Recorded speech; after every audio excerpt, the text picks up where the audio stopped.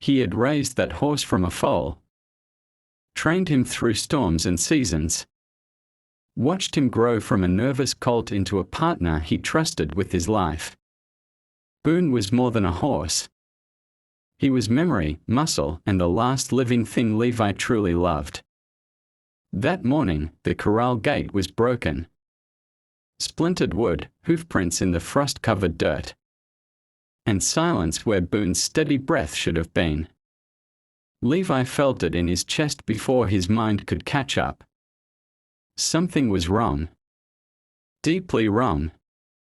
The tracks led north, straight into the woods behind the ridge. Levi had ridden those trails his whole life. Hunting, clearing brush, searching for quiet. But today the woods felt different. As if they had grown thicker, darker. Since the last time he passed through. Boone's hoofprints were erratic. Not a trot or a run, but short, jerking steps. Like he had been spooked and unsure of where to go.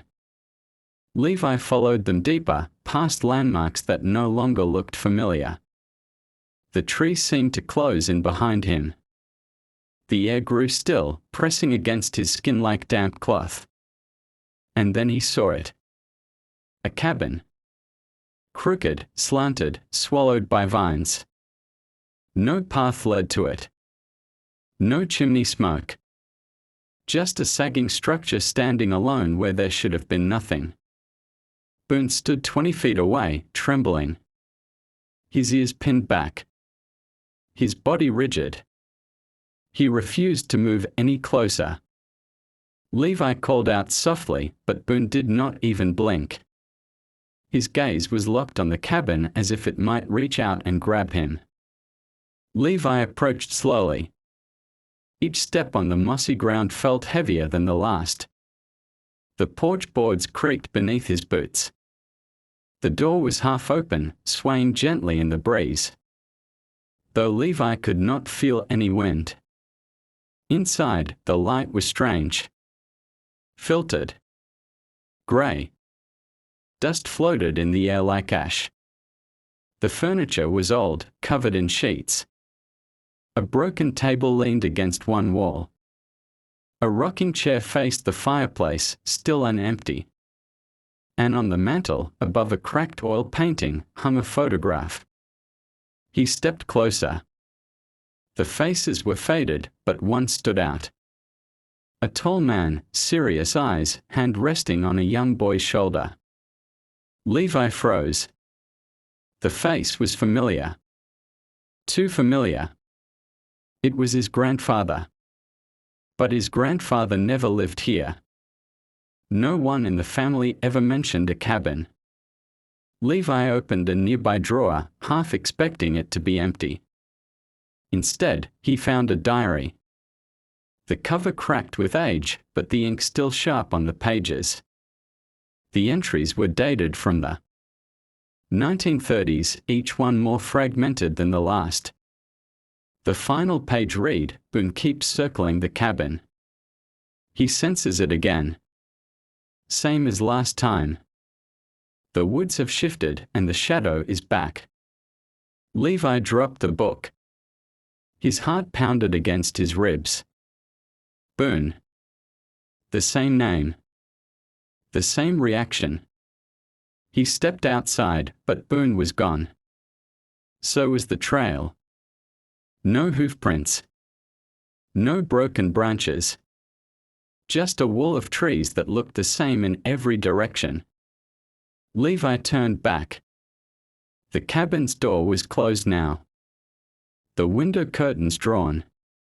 He forced himself to return inside. Everything looked older. The dust was thicker. The fireplace was filled with ashes that had not been there before. On the table where the diary had been, now sat a new journal. One Levi had never seen. Its leather cover was clean. The first page was blank except for one sentence. "If you are reading this, you have followed the same trail. The horse remembers what we forget." The rest of the pages were untouched.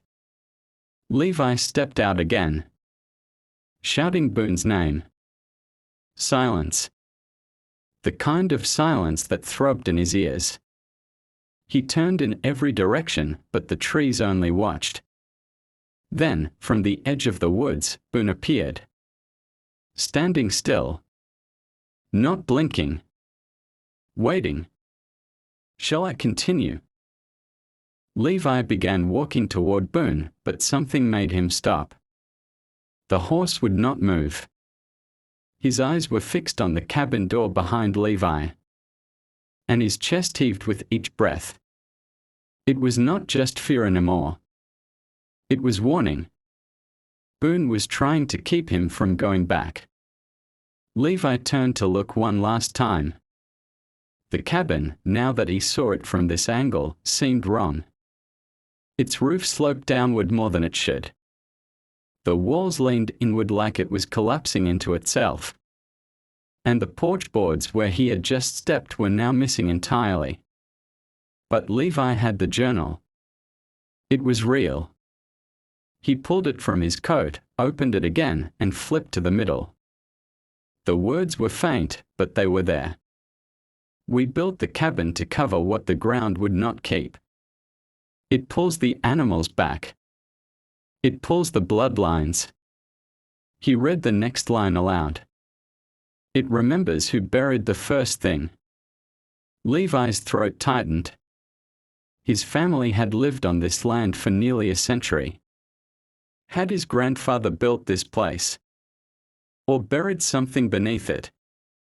Boone let out a low whinny, pacing now, agitated. Levi stepped back toward the cabin door. He needed to see beneath the floorboards.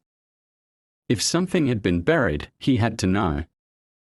The truth was no longer just curiosity. It was inside him now, like a pressure he could not ignore. Inside, he pried open a loose board with his boot. Beneath the rotten plank was a hollow space. Dry earth. A length of cloth. A rusted chain. He reached down and lifted the cloth. Dust spilled out, and something metallic clinked beneath. It was a belt buckle. Heavy. Engraved with initials W.M. His grandfather's name had been William Morgan. Levi stared at it, struggling to breathe. What had his grandfather buried here? And why did it still echo through Boone's blood, through his own? Behind him, the wind began to howl. Trees swayed violently, but only around the cabin. The rest of the forest stood still. Boone neighed louder now, pawing at the ground, demanding Levi leave. He grabbed the journal and the buckle, turned toward the door, and ran. As he crossed the threshold, the air shifted. The forest path was back. Clear. As if it had been there all along. Boone turned and trotted ahead, leading him the way home. Levi followed Boone in silence, each step pulling him farther from the cabin and deeper into questions he could not shake. The journal, the photograph, the buckle, it all pointed to something more than buried memory. It pointed to something unfinished. Something that was still watching. By the time they reached the edge of the property, the sky had turned gray. Not from clouds, but from something thicker, like mist or smoke. Boone slowed as they reached the corral, glancing back toward the forest with unease. Levi dismounted and stood beside him, hand resting on Boone's shoulder. The horse was trembling, but calmer now. As if guiding Levi away had fulfilled some unspoken duty passed down through generations. That night, Levi sat at the kitchen table with the journal spread before him. Candlelight flickered on the old pages. He read slowly, absorbing each line.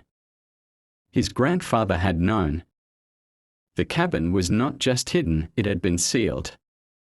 Not to preserve it, but to keep something inside. Further in the journal were symbols Levi had seen before. Carved on old trees deep in the forest. He had always thought they were just markings left by hunters. But now, they looked like warnings. Rituals. Boundaries. One entry chilled him more than the rest. If the animal breaks the circle, it means the seal is weakening. The horse will lead. But it is the bloodline that must finish what began. Boone had broken the corral. He had gone straight to the cabin. Levi had followed. He closed the book and stared at his reflection in the window. Beyond the glass, the forest loomed dark and endless. A place where time twisted, where the past whispered through the leaves. Where old promises waited to be remembered. The next morning, Levi walked to the edge of the tree line. Boone stood behind him, still watching, ears forward, body tense. Levi did not plan to go back. Not yet. But he needed the forest to know he remembered. He knelt near the first boundary stone. The one his grandfather had carved decades ago. And placed the journal beside it. He took the rusted belt buckle from his pocket and set it on top. Then he stepped back and waited. The woods were silent. The air, still. For a moment, Levi thought nothing would happen. But then the leaves rustled gently, though no wind stirred them. It was not loud. Just enough to say, "We understand." Levi turned and walked home. He never found the cabin again, no matter how many times he searched. The path Boone had taken disappeared. The clearing was gone. Only the journal and the buckle remained. And even they felt heavier with meaning than before. From that day forward, Boone never crossed the property line. He stayed close, always alert, always watching the woods. And Levi never questioned it. Because some places remember. Some memories are carved into the land itself. And sometimes, when a horse runs into the forest, it is not just running, it is leading.